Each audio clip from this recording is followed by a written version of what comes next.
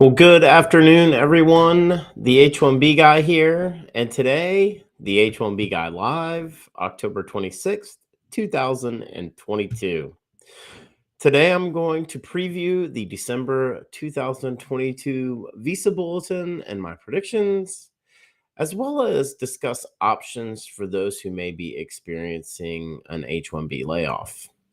But before we get started, I'd like to ask you, if you haven't already, to please subscribe to the H1B Guy channel here on YouTube and like this video so that I can continue to produce more content like this for you. I also wanted to mention the H1B Guy offers a variety of consulting services. I help businesses and individuals solve complex work authorization issues in the recruitment process while bringing awareness to employment-based immigration benefits. If I can help you, please reach out. I'd love to hear how, and you can book an appointment directly with me via the h1bguy.com. Today's live stream is brought to you by Syndesis and Path to Canada, the ideal plan B for high skilled immigrants currently located in the US whose status may be uncertain, by PERM-Ads.com, the industry leader in providing a seamless experience for employers and immigration attorneys navigating the complex PERM recruitment ad phase of the labor certification process, and by Mob Squad. Are you a technology professional facing U.S. work visa related challenges? Don't leave your fate up to chance. Our partner Mob Squad has a solution. Join the squad. Well, thank you to everyone who's taken time to join me here this afternoon, a little after 3 o'clock on Eastern Time here in the U.S. The good news is that this is now the, fourth consecutive week, I believe, for live streams here on the H1B Guy platform. So really appreciate all of your support and checking out these live streams for those of you who tune in live or those of you who do watch those at a later date. Like always, you can post any questions or comments that you may have for me in the chat section. I'll be sure to get to those towards the end of the stream. I'm probably going to go for roughly about 45 minutes again here this afternoon. So definitely want to take some time to cover a couple of the topics that I mentioned earlier, previewing the December Visa Bulletin, as well as talking about options for those that are experiencing H1B layoffs or the possibility of H1B layoffs. And we'll take your questions and comments. So wanted to jump in last week during the H1B Guy Live on October 19th. I talked about some very concerning EB2 data that was shared in a lawsuit. And I wanted to piggyback on kind of the previous week where I talked about, the possibility of there being final action dates established for EB2 all chargeability.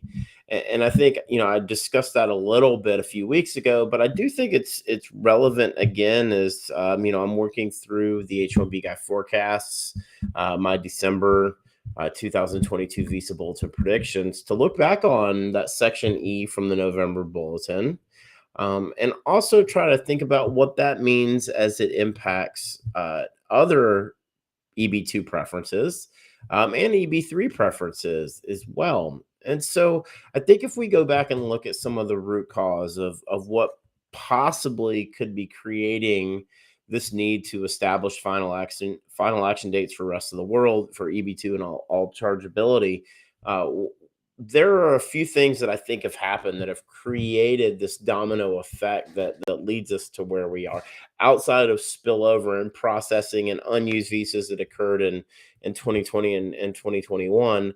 I want to talk about really, I think it starts with the change in the H1B lottery.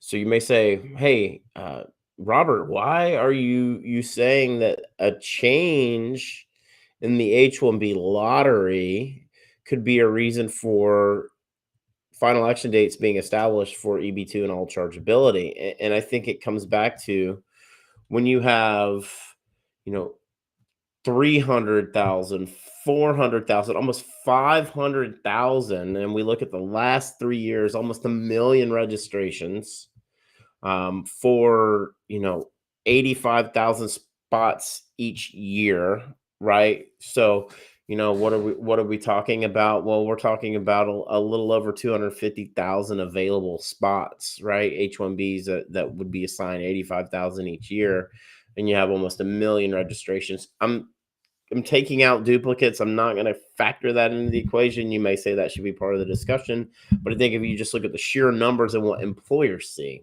and what folks like me talk about, 27% probability of selection. And so I think what that's done is created this necessity for individuals in other statuses who may be seeking an H-1B visa, who are rest of the world, all chargeability, to have employers go ahead and run perm labor. And that perm labor, that certification, we're talking about roughly, a year and a half to have a certified perm labor. And an approved I-140, which if your dates are current, you can also file the adjustment of status sort of simultaneously. And I think that it comes back to this demand for H-1B visas through this electronic selection and how it's really forced employers to look at things a little bit differently.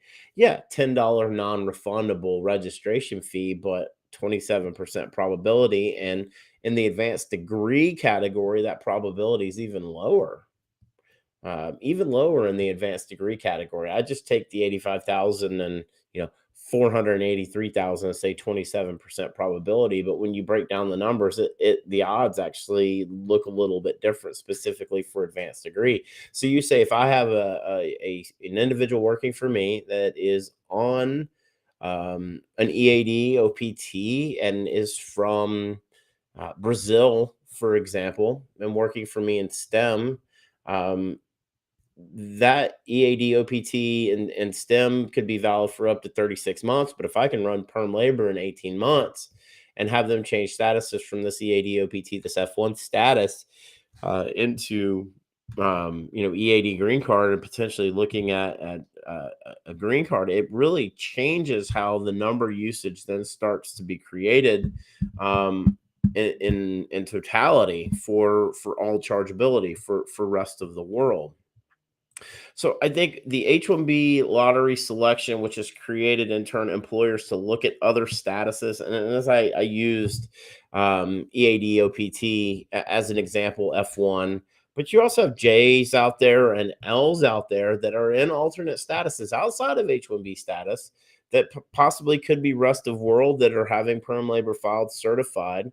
If we go back and look at, I covered some of the I-140 approval numbers from that, through halfway through 2021, it was well over 60,000 in total for EB2.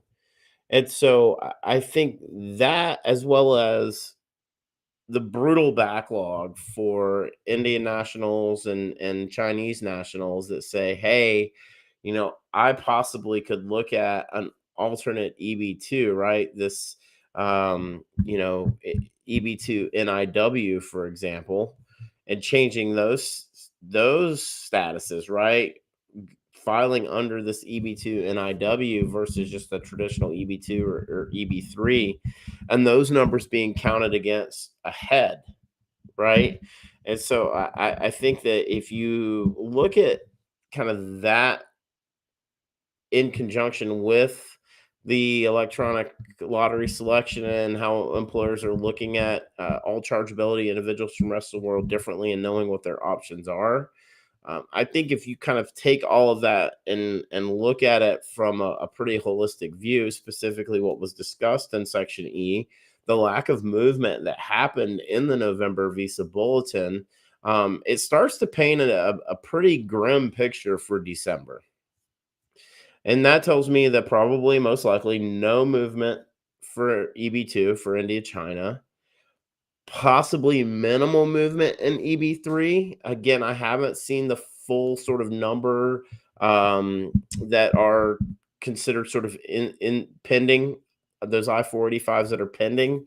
But I did think, kind of going back to November, we'd see 30 or 45 day, maybe even up to 2 month sort of incremental forward movement in EB3 and then maybe a pause in kind of the middle of the year. But we saw no movement in November for EB2 or EB3 categories. And then the mention of possibly final action being established for all chargeability. It also leads me to believe that if that's the case, the EB3 for rest of the world, all chargeability final action dates could possibly be established as well. Um, I just feel like those most likely will go hand in hand. I think if they're going to establish EB2, there's a pretty high probability that they will establish EB3 all chargeability final action dates.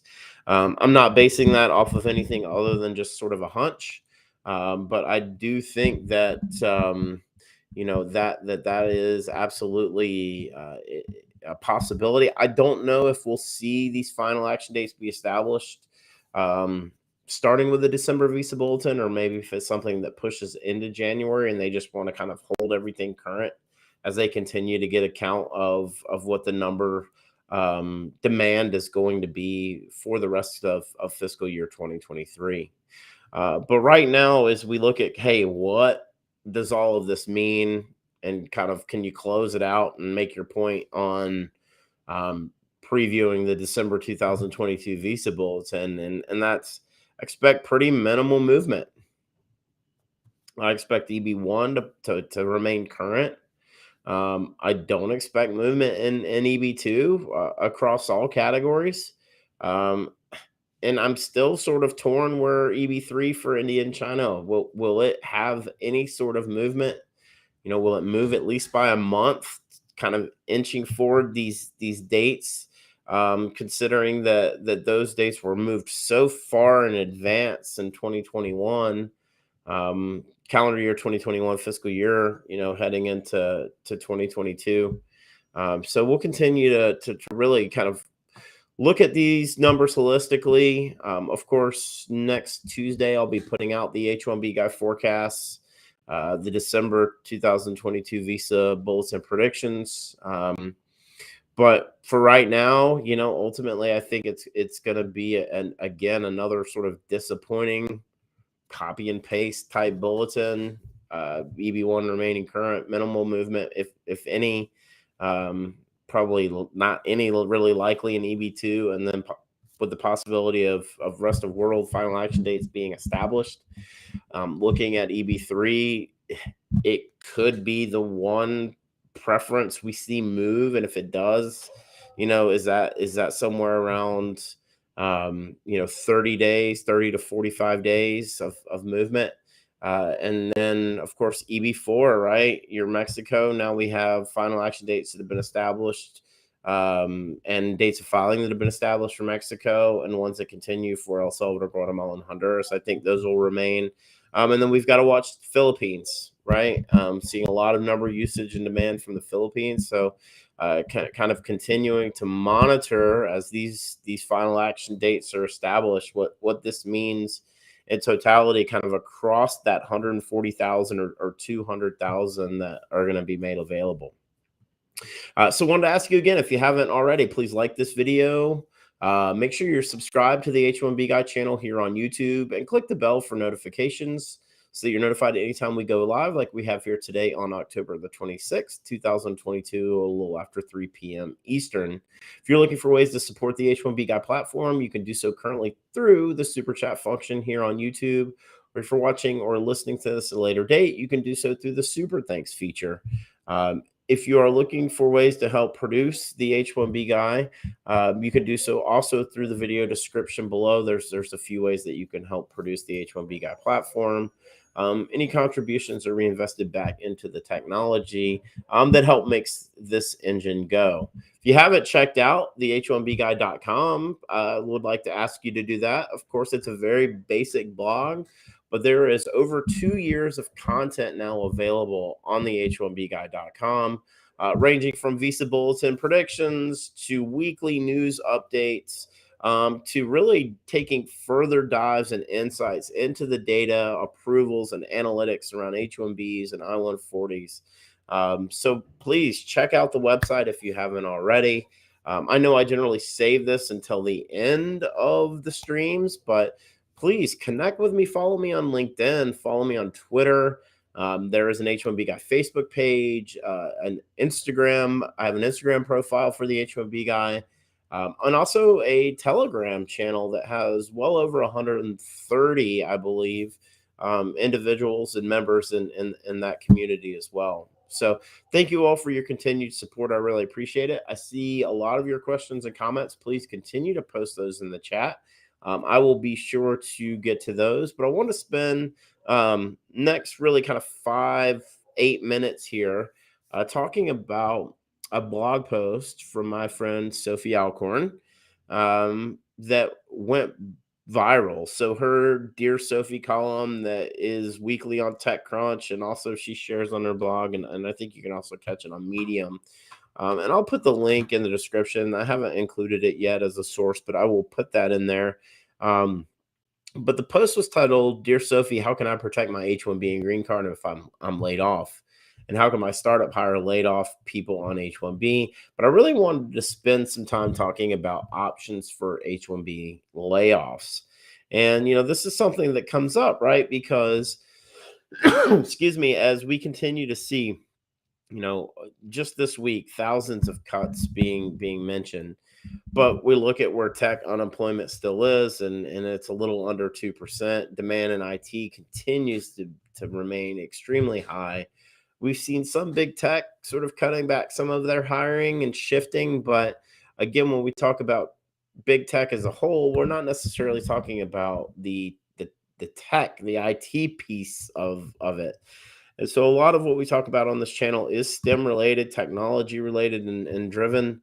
And so I thought that this was an interesting question. And um, I've covered other Dear Sophie columns where she's talked about concurrent H1Bs for startups, and also for ownership, right? Where you own 49%, but it's a concurrent H1B. You're still working full time for another employer, but have, excuse me, your concurrent H1B as part of your startup. And so, I think her point here is very interesting, and she brings up concurrent H1Bs as kind of a plan B for individuals that are living and working in the U.S. on H1B who may have some uncertainty, the possibility of being laid off.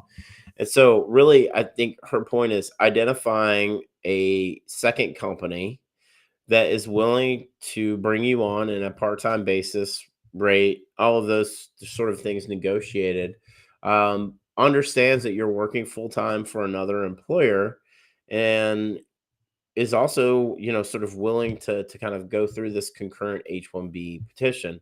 Um, Need to have an excellent immigration attorney like Sophie, as an example, to help you walk through this. But really, the biggest benefit of having this concurrent H1B in place is that if you are impacted by a layoff in your first job, or your primary employer, your primary H1B, instead of having 2 months, or the 60-day period from the date of your last pay stub, right?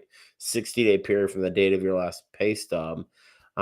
Your second H1B, your concurrent H1B, is still in effect, and you're still in status, and you can continue to work in sort of this part-time basis, while you really look for another full-time job, or even possibly increase your hours in the part-time role. And I think that this is an option that really isn't talked about a whole lot, because it's a little bit confusing, and you need to have a really good immigration attorney who knows what they're doing, who understands the appropriate filings here for concurrent H1Bs. But I think this gives you protections. This gives you protections from that 60-day maximum, where you have to maintain employment. I've seen H1Bs impacted by layoffs recently, but I've also seen them moving very quickly, and other companies really just, quote unquote, snatching them up, if you will. But it does go on to, talk a little bit about startups who may be looking to hire H1Bs kind of based on market conditions. And I will tell you that I have a couple of startup clients that I've worked with very closely as they've gone through their talent acquisition demands, specifically in very high tech app dev type roles, and bringing on H1B transfers, change of employers, and holding H1Bs as part of their overall employee, and using that as really a mechanism to grow their staff, versus doing that through kind of contingency contract basis.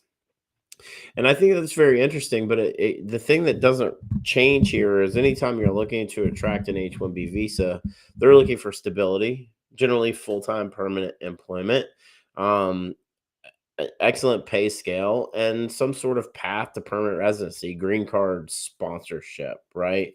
And so we've talked about that a good bit. Those are things that to me continue to be really motivators for individuals who are on a green card living and working here in the US who may be considering making a move. Those are generally some of the motivators that we see.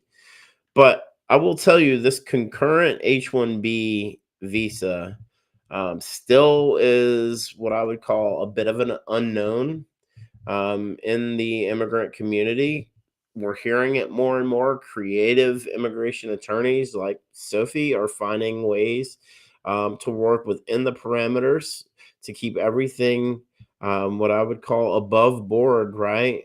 Within the letter of the law. And I think that this is just um, a great idea. And if you can find an employer who understands you're working full time, but you want to lend some part time, they're willing to go through that concurrent, it's a great option. I know a handful of individuals who are currently in this concurrent status, and I think it's a great option. And so it is something that I will actively promote. It's one of the few times that H1B employees actually have an option, individuals, meaning H1B employees, individuals living and working here in the US. It's an option that you do have outside of some of the other Plan B options, which we talk about, right? Sedesis and Path to Canada, Mob Squad, using GTS Express Entry to Global Park and go to Canada. But what do you think? Anyone out there that is watching or listening to this on a concurrent H1B visa, how's that worked out for you?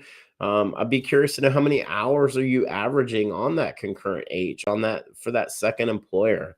I'd love to hear from you and a little bit about your story. But with that being said, I am going to move into the Q&A portion of today's live stream. But before we do so, just want to ask you again, please like this video. Make sure you're subscribed to the H1B Guy channel here on YouTube. Click the bell for notifications so that you're notified anytime we go live, like we have here today on October the 26th, 2022, a little after 3 p.m. Eastern. If you're looking for ways to support the H1B Guy platform, you can do so currently through the Super Thanks function. If I answer one of your questions and you love my answer or you hate my answer, let me know. Show me your support, please. Would appreciate the acknowledgement. And definitely going to jump into these questions or comments here. But if you're watching or listening to this at a later date, you can also support this platform via the Super Thanks function, or also there are ways to do so in the video descriptions below. So let's jump into the Q&A here. Manas Raman asks, hi, when do next year's H1B start? So I'm assuming you're asking me about the lottery and when that portal will start. It starts now. Employers are starting to collect names of individuals that they're going to want to put into the registration. You may already be working for a US based employer. You may be seeking H1B employment here in the US, but it starts now. It's crazy to think about, but ultimately what you want to have from a timeline perspective, and I'm going to continue to cover this more kind of throughout the end of the year and definitely hitting it very hard in January. Um, but that is, uh, you need to really have everything sort of finalized by mid-February. because I anticipate that the lottery will open the very beginning of March and probably close sometime in that second or third week of March. And so you've got to be very proactive in your approach to kind of walking through this and having an employer who has done registrations in the past and quite honestly knows what they're doing. If we look at, hey, where does March 1st fall in the calendar? Well, it's actually on a Wednesday this year. And when we look at, what does that mean? Again, it could go through the 24th. If they wanted to start on a Monday, that would be most likely March the 6th, and they would run that through the 24th or 25th. April 1st is on a Saturday this year. So that means that, most likely starting April 3rd is when applications will begin to be received. But my assumption is March 1st through the 6th is most likely when that electronic portal will open. And then it's most likely going to close sometime around the 24th and then begin accepting applications starting on April 1st.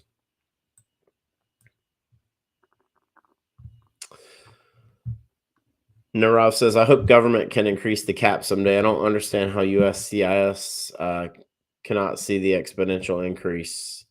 I'm assuming you're referring to the annual employment-based green card cap. That's that 140,000 annually, 9,800 per country is the 7% max.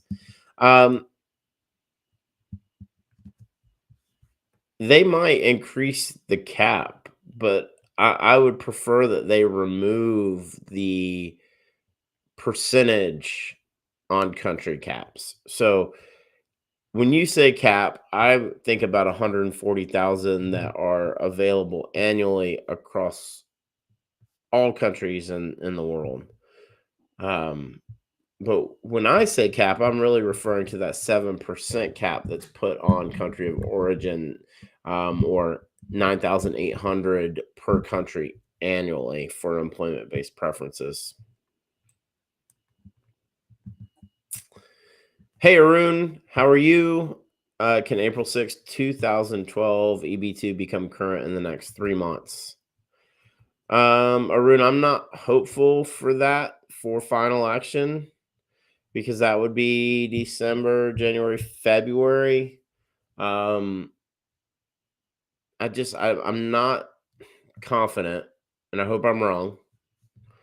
But right now, I'm not confident that you're going to see any forward movement for EB2 for India for the foreseeable future.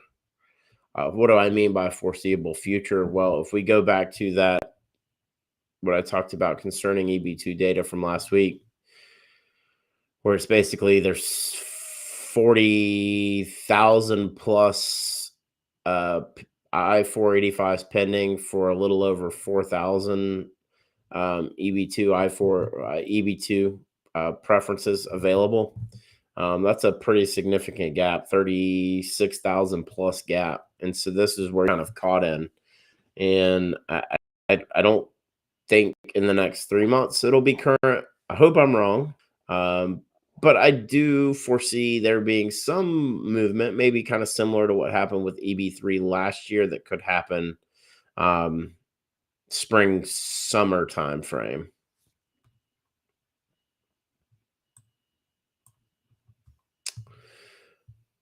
Sam asks, how do I think priority date April 2013 EB2 will be current again in fiscal year 2023?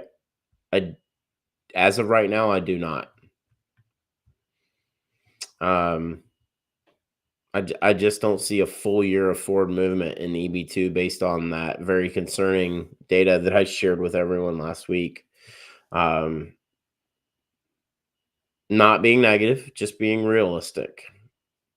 And I think that when we start to look at, I don't think April 6th, 2012 is going to be current in the next 3 months. I definitely don't think a full year of movement is going to happen by the end of the fiscal year either. Again, kind of comparing it back, At max, we may see 3 or 4 months of movement that happens by the very end of the fiscal year, but I could be wrong on that.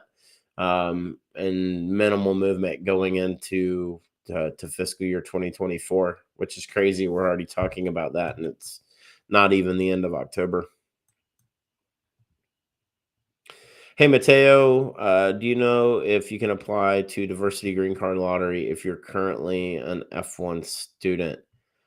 I don't think that you can. I would have to go back and look at the qualifications. A few weeks ago, I did cover the Diversity Visa Lottery for 2024 opening.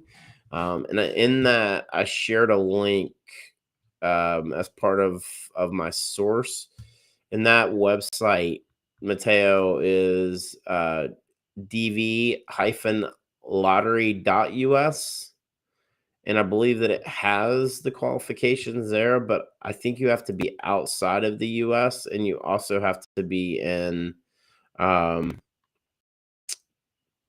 you have to be outside of the US, and you also have to be uh, in one of the countries that is eligible for DV. I'm not sure your country of origin, but it's worth mentioning that there are country restrictions as well. Thanks for tuning in, Mateo. Nice to see you. First time I've seen your name. Really appreciate you finding this channel and joining my live stream. Hey, Bushan, do I think February 2019 PD will ever become current in our lifetime? Or do you think I should resign to the fact that I will never get a green card? It's a great question, and one that I'm going to give you an honest answer to. In your lifetime, yes. But the question becomes February 2019, right? And I've been talking about this kind of 3,800 to 4,000 days as kind of overall wait times. And so now it becomes a matter of how patient are you?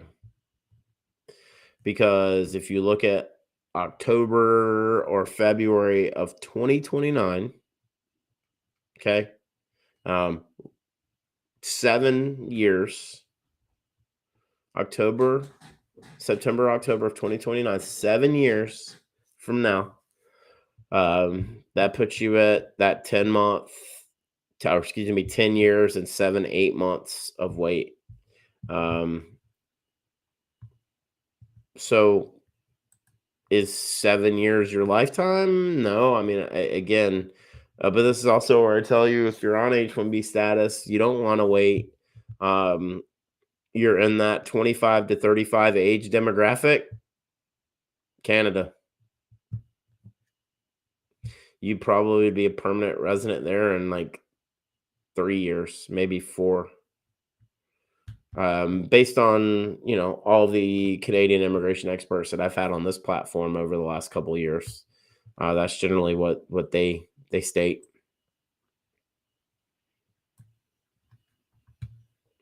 Hey, Rami, I think there will be any horizontal spillover from EB3 Row to EB3 India this year? No. Why? Well, they're discussing the possibility of EB2 for all chargeability final action dates being established.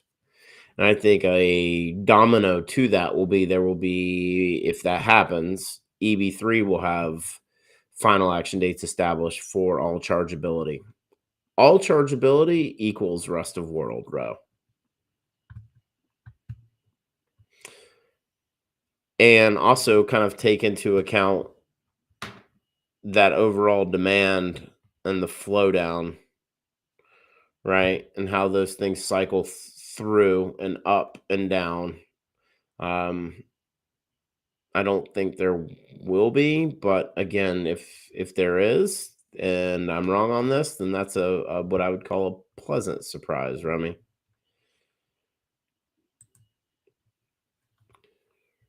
Reality Fact says I'm currently on F1, have approved H1B. Can I change my status to H1B with other employer, not with H1B petition employer? If you're in the US, you have automatically changed statuses if you had an approval starting on October 1st. Okay. If it's a new H and it was applied and approved. So you should currently be working for that employer if you're here in the US. And this is my rule of 30. You may say, well, what's the rule of 30, Robert? What do you mean by that? And I've talked about this a lot for any of you who've followed me for any length of time. But you have to be able to provide a pay stub that shows at least 30 days of employment, right? And so ultimately, that's kind of the kicker. 30 is the absolute bare minimum.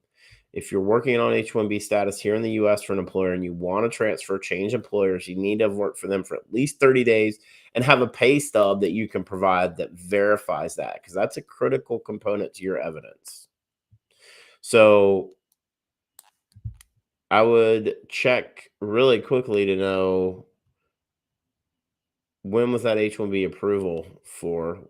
When did it become active? And if you're here in the US, you're not working under it and it started on October 1st, you're 25 days in.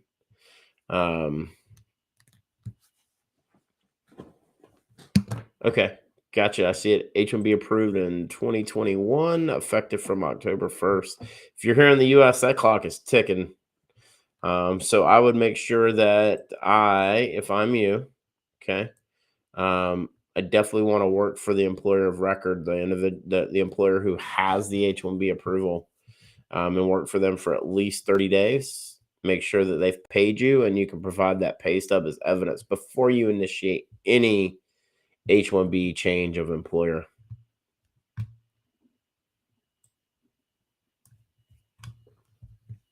Hey, Kalyani, any chance to get filing date current in this fiscal year for EB2 priority date, May 2015? No, not right now. I don't think so. I'm not hopeful. There was just way too much corrective action that happened. We only got to January 2015 in September's bulletin, September 2022 bulletin. So we didn't even get to your May. Probably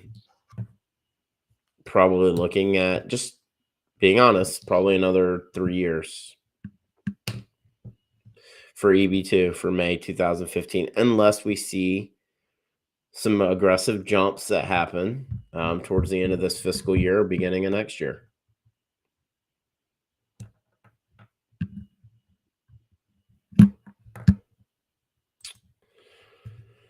Sim says, thanks for answering my previous question on EB2 April 2013 PD. Do you think even in future it will become current, or should I start making other plans like moving to Canada, though I have EAD AP? If you're on H1B, how long is it valid for? I'm curious. Because if it's got like a couple of years remaining on it, man, I may ride it out here for a little bit on H1B before I enact this EAD AP. I like having the option to continue working under H1B, but what will happen is once your status has been pending long enough, you won't be able to file that extension on the H1B. I think it just gives you kind of the best of both worlds and options, though, Sam.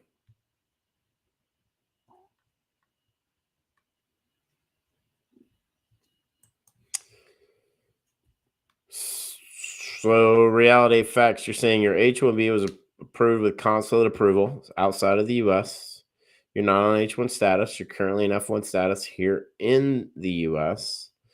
Not possible to work with current employer while on F1 status. Right. So you're going to have to go through the consular processing again to change the H1B status.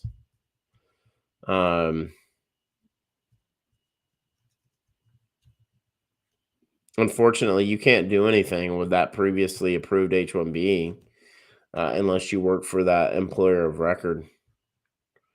Doesn't matter even if you wanted to go through consular processing, you can't transfer because it's never been activated. You've never worked a day on it. So you're kind of in a limbo spot. What do I mean by that? Well, you need to work for the employer that had the approval and need to work for them for at least 30 days and be able to provide a pay stub before you could file a change of employer, H1B change of employer. You may be able to go the concurrent option, but it's only part-time, kind of as we talked about earlier. So if I'm you, I'm going back to the employer who has the approval and trying to figure out what you can do to work for them for a minimum period of time.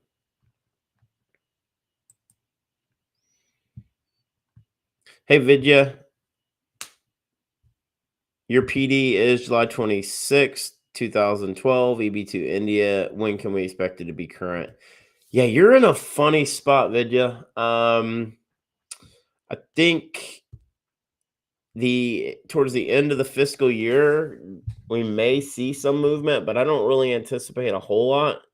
Um, but if I'm you, I'm intently watching the bulletin starting in like June, July, August, just to see if there's any creep, and then know that if there is, September, October, November, you could be close to current because it's what, April 1st, 2012 right now. So you're talking about you need an August 1st date. So May, June, July. Yeah, you need like 4 months of movement. Um, that may be October 2023, which, if we look at it, July 26th, 2013, 12, excuse me, 2012, October 1st, 2023 is 4,084 days. So that's kind of what I've been talking about, Vidya, is that 3,800 to 4,000 in terms of calculations, using that as my variable. Sam, you said 2023 on the H1B. It's valid for. Yeah, I would rock under that H1B status as long as you can.